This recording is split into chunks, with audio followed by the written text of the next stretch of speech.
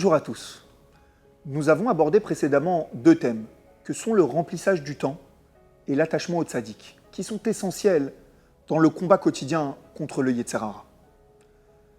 Nous aborderons aujourd'hui un troisième et dernier thème, indispensable dans l'aide de ce combat quotidien, tant il amène énormément de lumière dans notre existence, celui des miftsaïm, de l'aide et du rayonnement sur autrui, plus généralement du Havat Israël, l'amour du prochain.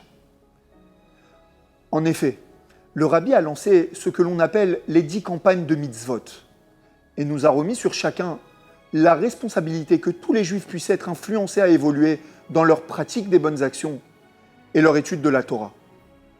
Plus généralement, ces campagnes de mitzvot sont là pour que nous puissions être utiles à notre peuple et aider par tous les moyens possibles quelqu'un qui se trouverait dans des difficultés, que ce soit matériellement ou spirituellement.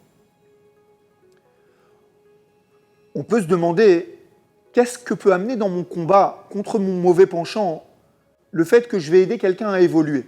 La réponse à cette question est simple. Et pour l'illustrer, répétons les réponses que le Rabbi donna à un jeune universitaire américain. Le Rabbi avait demandé au jeune Isaac de proposer aux autres étudiants du campus de mettre les tefilines. Isaac de répondre au Rabbi qu'il ne les mettait pas lui-même. Le Rabbi lui donna deux réponses incroyables. Premièrement, pourquoi quelqu'un que le bon Dieu a prévu qu'il doit accomplir cette bonne action avec vous serait-il empêché de le faire par le simple fait que vous ne mettez pas vous-même les téphilines? Et deuxièmement, ça serait une bonne occasion de les mettre aussi. Nous voyons de cette réponse qu'aider les autres à évoluer ne peut en aucun cas nous laisser derrière. Ça nous force aussi à évoluer et à avancer.